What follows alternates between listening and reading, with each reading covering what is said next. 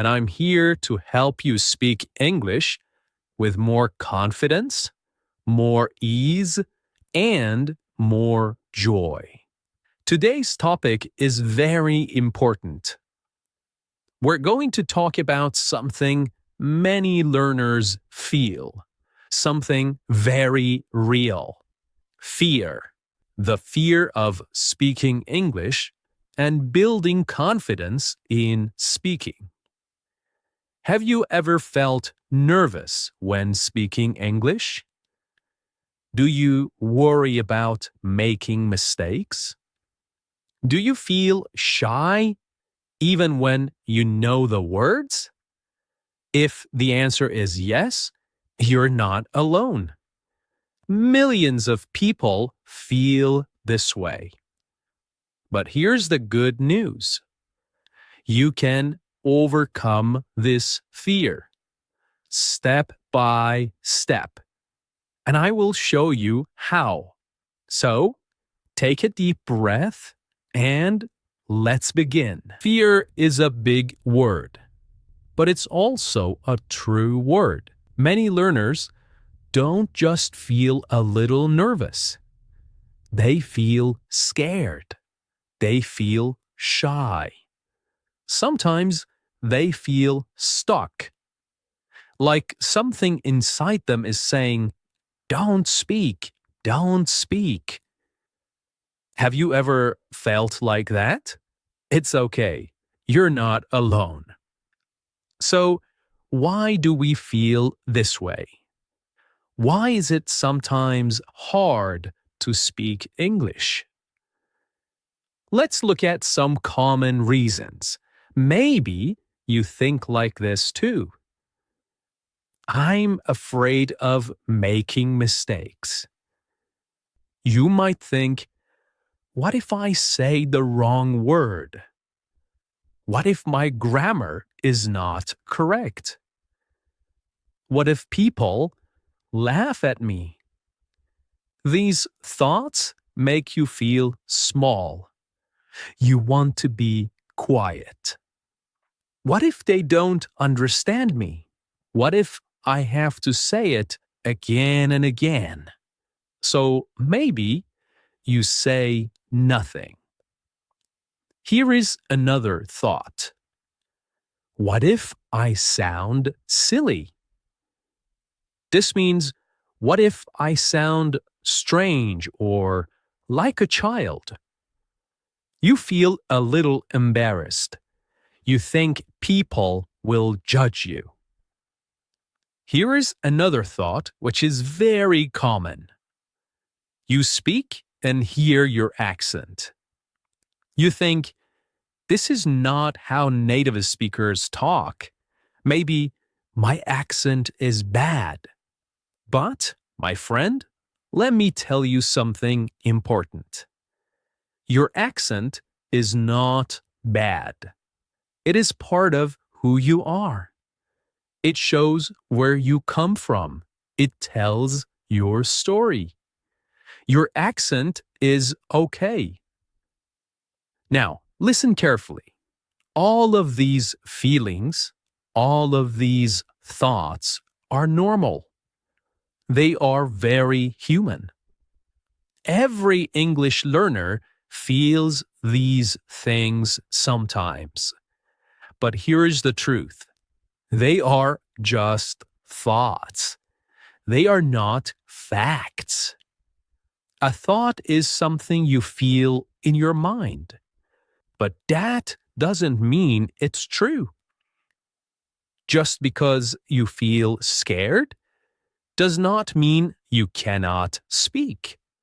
You can speak, even if your English is not perfect, even if you feel nervous. Let's go deeper. Let's think about fear again. Fear is not really about English. It's not about grammar. It's not about your vocabulary. It's not about how many words you know. Fear is about confidence. Confidence means how much you believe in yourself, how sure you feel when you speak. Sometimes there is a small voice in your head. It says, be careful. Don't say anything. You might say it wrong. That voice is fear. But you don't have to listen to it. You can speak anyway. And here is the most important idea of today's episode.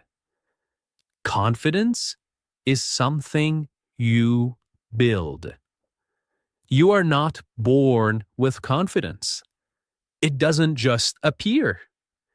You build it by trying, by speaking, by doing it again and again. Think of confidence like a muscle in your body. If you use the muscle every day, it gets stronger. But if you never use it, it stays weak. So, when you speak English, even one small sentence, you are training your confidence muscle. Every time, it gets a little stronger. Now, here is something very special. Fear is not always bad. Fear is a sign. It means you are doing something new. You are learning. You are growing. So, if you never feel a little scared, maybe you are not growing. You are staying in your comfort zone. That's the place where everything feels easy and comfortable. But to learn, you need to step outside that zone. Even if you feel unsure, even if you feel a little afraid, you are still trying. You are still moving forward. You are entering your learning zone, okay? Your growing zone. So next time you feel fear, don't stop. Don't give up. Say to yourself, this is just a feeling. I can still speak. I am learning and I am getting stronger. Now, let's talk about how we can build real confidence. Not fake confidence, not big words, but simple, strong belief in yourself, step by step. You see, confidence doesn't just appear one day like magic. It's not something you wait for. It's something you build. It grows slowly, like a small plant. You give it time, care, and attention. But how do you build it really? Let's look at some clear strategies that actually work, even if you feel nervous or shy. Technique number 1. Start small, but be consistent. Confidence grows through small steps. You don't need to do big things. In fact, small actions are better if you do them often, if you do them consistently. For example, speaking for just 1 minute a day, thinking in English for 30 seconds, saying a sentence quietly to yourself. These actions feel small, but they are powerful. Why? Because they build a routine, and routines help you feel more comfortable and safe. The more you speak or think in English, even just a little, the less scary it becomes. It feels more normal, like brushing your teeth. You don't think about it. You just do it. That's how confidence starts, by making English a part of your daily life. Step number 2. Understand that mistakes are part of learning. One of the biggest reasons people feel afraid is this: they don't want to make a mistake. Okay? But let me tell you something important. Mistakes are not bad. They are part of the process. Think about babies. When they learn to walk, they fall many times, but they get up again. It's the same with speaking English. You will make mistakes, and that's okay, because each mistake is a step forward, okay? Each mistake is a step forward. You learn something new. You remember better next time. So don't try to be perfect. Try to learn from mistakes, not fear them. Mistakes mean you are trying. You are growing. Step number 3, or technique number 3. Don't wait for confidence. Make it. Create it, okay? Many learners say, I will speak when I feel ready. But this, my friend, is a trap. If you wait for the perfect moment, you may wait forever. Okay? You may wait forever. Confidence does not come first. Speaking comes first. And confidence comes after. You feel more confident because you spoke, because you tried, because you said something, even if it was small. It's like building a house. You don't wait for the house to appear. You build it brick by brick. Confidence is the same.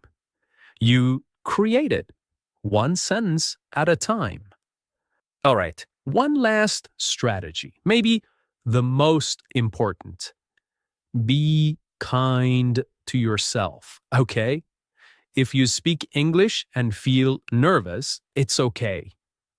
If you forget a word, it's okay.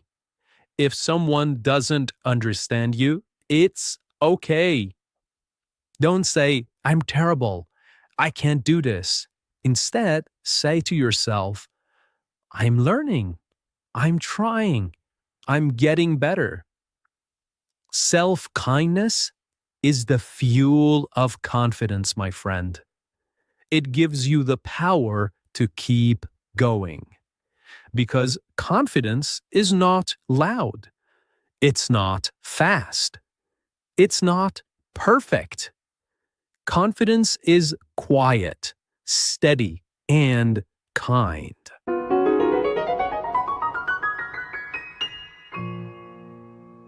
Okay, now that we have talked about how to build confidence, let's talk about the things that destroy confidence.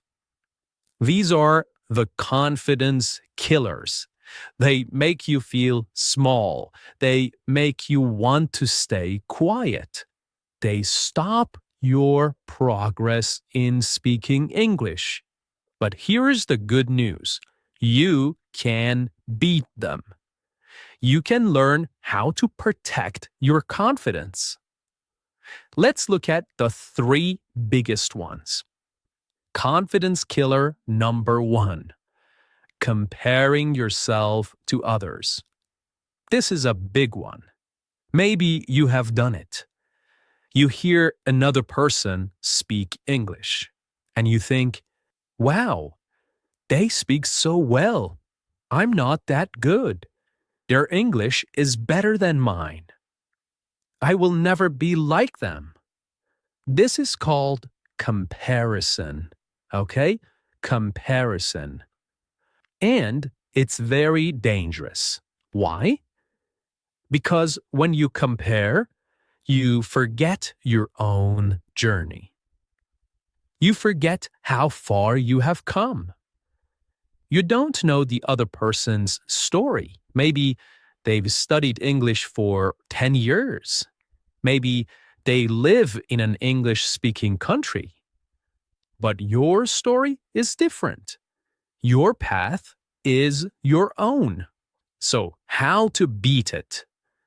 Compare yourself to yourself, not to others. Ask, can I say more today than I could last month? Do I understand more this week than last week? Am I trying, even when it's hard? If the answer is yes, then you are growing. And that's all that matters. Confidence killer number 2. Negative self-talk. This is the little voice in your head that says bad things. You try to speak English and the voice says, "That was wrong. You sound stupid. You can't do this." This voice is not your friend. It lies. It tells you things that make you feel small. But here is the truth. Everyone has this voice sometimes. Even confident people. Even native speakers. The problem is not the voice. The problem is believing it. So, how to beat it? Speak to yourself the way you would speak to a friend. We are kind to our friends. We are patient with them. Say things like, "It's okay to make mistakes. I'm learning every day. I'm doing my best." The more positive your words, the stronger your confidence becomes. All right, and here is confidence killer number 3. Speaking only in safe places. Many learners only speak English in class, or only when they feel 100% ready. They wait for the perfect time. But real life is not perfect. Real conversations are not perfect. If you always stay in your comfort zone, you'll never grow. It's like staying in the shallow water and never learning how to swim. Now, how to beat it? Try small, safe challenges outside your comfort zone. Here are some ideas. Say hello or thank you in English in a shop. Ask a simple question in an online group. Send a short voice message to a learning partner. You don't have to speak in front of a crowd. You don't need to talk for 20 minutes. Just take one small risk every day. And with each step, your confidence grows stronger. Okay, and here is the final point. Confidence is like a small plant. You must protect it. Don't let comparison, negative thoughts, or fear stop you. You are building something beautiful. So be proud of your journey. Celebrate your small wins and speak with courage, even when it feels